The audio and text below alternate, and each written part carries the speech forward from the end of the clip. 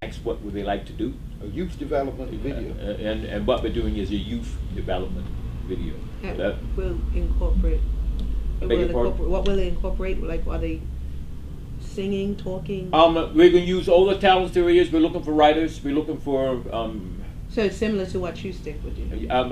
True Stick is the ones in the performing arts, and what we're doing is allowing the youth to do some of the things that they want to do. We're going to and ask them what they like to do, and they said to make a film, and what it's like to grow up in the ghetto is the theme, and we're going to use all of their expertise, all of their talents, to do so. And what it's like to grow up in the ghetto? What is it like to grow up in the ghetto? That's something that's put forward by the youth. They would like to do a film on that, and we're going to find the necessary people and experience to assist us. That is done. And Thursday coming at 4 o'clock, we'll be a meeting with the youth, and we're going to register and get it started. Mr. Science, many of those who grew up outside of Hamilton, and those even visiting Bermuda would say, what ghetto? Excuse me. Well, we know that most of the gunplay started in the back of town, like 42nd, Middletown, and they call that the ghetto. And the youth themselves call that the ghetto. And so that some of them, they come up without fathers, and some without mothers. And with that, there's a different experience. And we are asking them to give us their expression of just that. You said that in the beginning of your speech, you said that at 69 years old, you sat on the wall and you spoke with a lot of these youth, and that they need assistance. What exactly did you get from them? What did they tell you? What was your experience?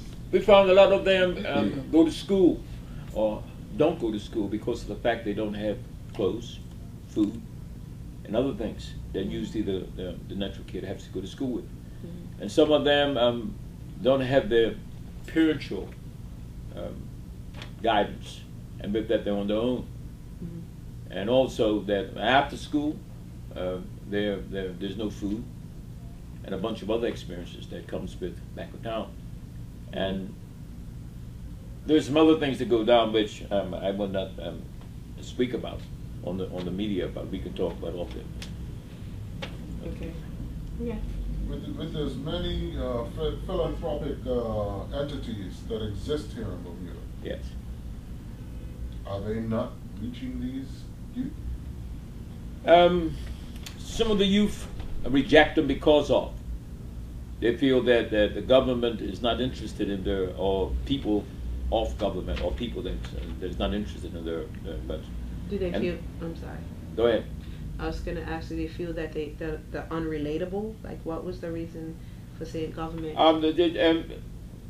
Some of them just don't know, in their ignorance. They just don't know.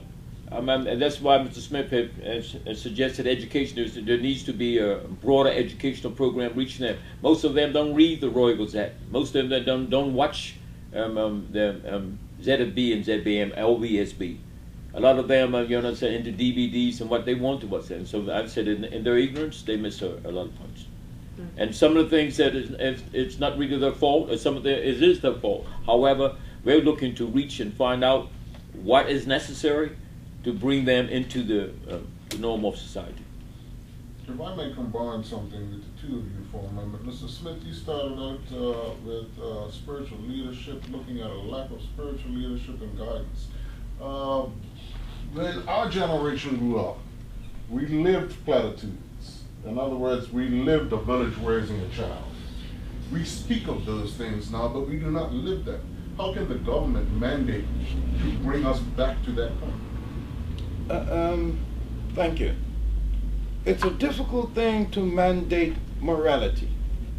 It's the responsibility of the parents to teach the children as soon as they come home from the hospital. The mothers have a responsibility to develop the youth before he goes to school. We have to put emphasis on parenting in an educational program for parents. For a long time, Bermuda has ridden the wave of success economically. Has that left us in a situation where we are bereft of parents or parenting knowledge? Very much so. There is a deficit in that area there. There is a deficit.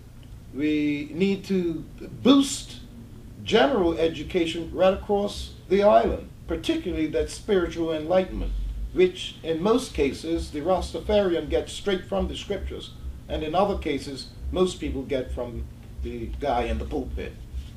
But now, are we saying that the guy in the pulpit has failed the general island congregation? We see a lot of churches growing, and we don't see as much outreach ministry going on. The church coming outside the building and working in the street. Are we saying that the church has basically given up by their action on those outside the church? I would not say that they've given up. I'd say that they are doing a tremendous work. And if the church was not here, it would be pure hell in this country. The church has done a lot. I've heard people say that they should tax the church. But the church gets their monies from people that have already been taxed. And that's a no-no. But the church is doing good. Some people will say that it can do more, but then they need more to do more. The church is doing very good with what they have. What I'd like to add to that is, and I'll say during the work revolution, and Bermuda's progress, right? Most of the parents are trying to keep up to the economical pressure and rent, and which I look at who's the landlords. The landlords are the banks. People's charge according to rent on what the bank is charging for mortgage. And the banks are make sure that if you don't pay your mortgage, then you have a problem. And most people with that there, the landlords are charging for that price, and the people are trying to keep the rent. You understand, with that there, a roof over their head, and the expense of that there is taking a toll on our overall community. And our young people are suffering for it. Would you say that many landlords are passing their mortgage on to the renters? When most people go into investing into real estate, they're looking for some comeback. So if the bank is charging outstanding mortgage or what the interest and stuff for mortgage, then as my investment into my real estate, I would like to have some sort of comeback. And most people are trying to get something back from what their investment. And with that there, you understand, they have other obligations also. So there should be some sort of neutralized, that everybody is able to balance it. And some of the stuff that's coming back from the youth, right? They don't want to be like their parents, owning a mortgage. They don't want to live as long as me. And this is what I'm told. They don't want to live as long as me because of the fact with the problems that I have, they don't want. And that is what's coming off the wall. One more note on the church. Mr. Markham, could you give us a... I've been involved. Your name first, I'm sorry. Michael Markham. I'm an advisor to Mr. Smith. Markham. Markham, M-A-R-K-H-A-M. I'm advisor to the Young Progressive. Just wanted to say something about the churches, since I've been involved with the church and the political system for over 10 years, over a decade. One of the problems, and I've worked with the Christian Coalition, I've worked with churches, I've worked with major pastors on the island over the period of years. So one of the, and with the youth, and the disconnect between the youth and the older generation, from what I've been told and what I've seen, is that the youth don't see the people that are teaching from the pulpit, the clergy, whatever, living a life that they're preaching. One of the biggest complaints that I get from youth, and I had from youth, and the reason a lot of them don't have any respect for the church, is they don't see the clergy living the kind of life that they believe the clergy is preaching. Now, I say that advisedly because obviously I'm committed to working with the churches as well as the Young Progressives, and you can see that High Priest Shiloh has a very positive view of the role of the church in Bermuda, and the role of the church in Bermuda is very important. But the issue for the youth is you have to do what you say. If you're saying we have to be honest, we can't, be involved with usury, then how can you charge 10% or 12% or 20% interest to somebody on a loan? If you say that adultery is wrong, then why are you, how can you allow people sleeping around? Or if you say that, I'm not going to go all the other things that are in the Ten Commandments, what the churches try to sort of say what the basis of morality is. So this is part of the problem. The youth have to know what's right and what's wrong. And High Priest Shaila made a very important point. He said that begins with the parents. When the child, as soon as the child is born, as soon as the child can start to communicate, that the parents need to instill in the child what's right and what's wrong. If there's no value for human life and other people's life, and you can take a life without any kind of moral consequence, then human life doesn't become precious anymore. So, okay. Has religious dogma changed? Because coming up, I came up in the church, so that most of us did. We were taught to keep our eyes on God, not on the man. Well, I think that's right. You should keep your eyes on God. I think that over the years, people have shifted from the Almighty God to what they call the almighty dollar. It has taken preference over morality, the dollar. So we're getting back to basics. We're going back to Eden. We're going back to Genesis and start all over again. I mean, Bermudians traditionally have had a multi-layer family approach. Multi-generationally, we have lived together. There was no need for daycare. There was no need for a babysitter because we had Granny and Grandpa living in the same house as Mama and Daddy and children. Now, in the 60s, we all gave up that way of life for the want of a car. Can we reacquire the life that we knew in this day and time? If I can speak to that. Right now, I found that most of our grannies who decide to take on what seems to be the good life, right, and that's the paved ways, the good-looking houses, and the rest of it, it's come to halt. During this time, this economical times, right, the community is in trouble. I've heard people in the last month tell me that they don't know if they're going to be able to make the mortgage. There's some that it's talking suicide because of their pride. All this time they've looked to be well off.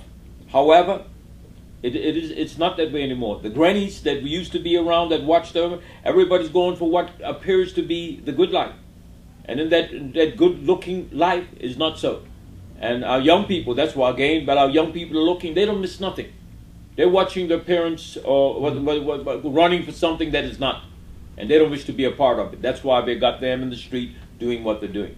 Mr. Markham had a chance to visit some of the back of uptown areas, and they approached him because Mr. Markham is a producer and into movies and recording, and he offered his assistance also, and they was able to tell him some of the things that are really happening in their homes.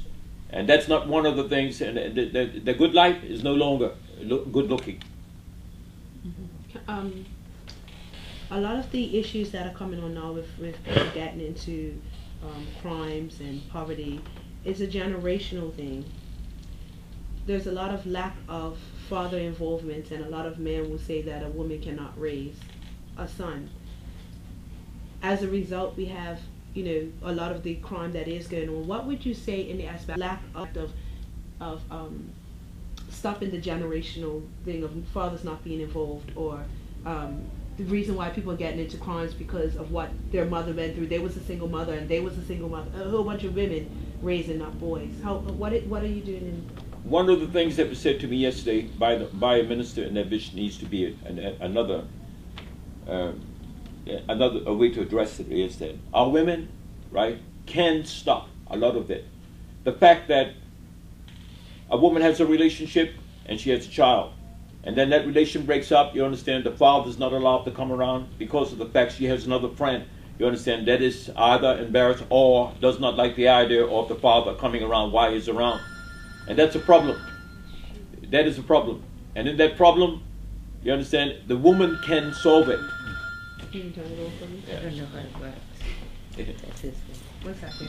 I don't know it's his thing. You can silence it. Well, I don't know. Okay. It's his Yeah. thing. I'm just silencing it for you. I don't know. Sorry, And it you said can do that- that. You that- can take that It's, part. it says that the woman can stop a lot of it because of the fact she has a relationship. And even the shooting. Guys have told me that a woman can stop her boyfriend, right, from getting involved in gunplay or any of the things. If she says that either it's her or that, right, then it's it. The woman can do that. But when it comes down to the children and the relationship, the woman has to make up her mind, you understand, of what she wants. Because, again, the boy loses the respect for his mother when he sees that he's no longer his father. That guy's not my father. If I can give an experience, I came up without a father. And it wasn't because my mother, I lost my father. And my stepfather came around, right, after my brother came, my stepfather came, and married my mother, and he tried to correct me. And my first thing, that you're not my father. And you don't put your hands on me. Now, my mother used to crack me whenever she felt it. I didn't say no, but he was not my father. And the same thing goes for here comes another man into this guy's life that's not his father. And he's trying to find a way. Some of them don't care. They just come in to have a relationship with the mother. So there's dual relationships. And in those dual relationships comes, you understand, the son watching or the next child watching, you understand, and look at that there, we have the problem we have. Okay. Is there any programs that you can speak to that have been put in place to educate these young women about? Because I feel that it comes down to getting involved in sexual activities and having children before they're children themselves. Yes. So when they're 30 and their child is 15, you know, they had no guidance. They were raising a child. So what programs do you think that have been put, or can you guys speak to, that have been put in place to educate these young girls, because now they're getting younger and younger of having children, and it means these boys that they're having are going to be younger and older and older, as the gap is shortened between mother and child, or mother and son, I should say. What programs to educate these young girls Again, and men? Sorry, again, emphasizing what Mr. Smith. There are educational programs. You understand? But you said already that they don't listen to TV, they don't read the paper. There needs to be on hand, like we're getting ready to do. You understand? In the street, talking to these youth, dropping the necessary document. And one of our aims are, coming very soon, right? Coming down to the we have the Hebrews conference, right? Is getting the data and the stuff, you understand, to the street, to the schools, to the PTAs, that it can be distributed and put into the youth's hands. Because of the fact that they don't get it from the TV. Most of them into the DVDs that they like, into the cable has also been part of one of our handicaps. Because they're watching stuff that they want to watch. And that's about it. May I interject with that question? Sure. Young Progressives have a program in development. It hasn't been presented yet, but it's dealing with the parish councils and having these community centers in each of the parish councils. And within those centers in each of the parish councils, the Young Progressives have proposed I think it was 2 or 3 positions. One was a reading, some person coming from the Department of Education to help with reading with the young kids. It's a program. Mr. Smith has got a 7-year. Mr. Smith has a 7-year program, and a lot of the stuff we have not implemented as of yet. What we have done, we met with the Minister of Community and Culture Affairs as of last week, and we proposed some programs, and in principle, it was agreed upon. However, we have a 7-year program, and what Mr. Markham just spoke about is one of the programs. We are talking about a community center. We have our community, we have our clubs. And in our clubs, you understand, they come short of reaching the total. And we're talking about district nurse, we're talking about a center where people can come if they have a problem, and they come and there'll be counselors. We're talking about counselor, maybe. We're talking about all the clubs that we have in what's name, having these programs and hence into their program. And that's something that we look into within our 7-year plan. Okay. My question is going to be the rock knocker. Because having a mother will learn raising children. Her eldest son at 13 and 14 is in the street juggling. It's bringing her $1,000, $2,000 a day. How does that mother turn him around so that he can become a son again and have respect for his own mother? Because he is the man of the house. He feels that he is bringing the lion's share into the home and he should be controlled. How do we turn that? That is a difficult task, sir. That is a very difficult task. We are talking to some of the parents of some of the young kids that we are dealing with as of now, and they're jugglers there, and they're concerned about their sons. However, the mighty dollar is what reigns, and that is a very good question, and that is a major concern. Do you think that a lot has to do with the fact that a lot of mothers or a lot of girlfriends or a lot of family members don't turn in a lot of these criminals because they are, I mean, if without them going out juggling, bringing in these thousands of dollars a day, they go back to $200 a week paycheck and can't, sustain the family. So, Can I say this here and then I'm going to pass the one on? Sure. We had a situation where a mother's son had his music turned up loud, and he had left the room to go outside to one of his friends. And when she went in to turn the music down, there was a load of money on his bed that frightened her. And then she went, and when she thought about it, she called the police. And when the police came, you understand, they found that the police and her son had a relationship, and they was outside talking, and the son came back and told the mother off. You understand, for calling the police. The point I'm trying to say, the whole system is out of order.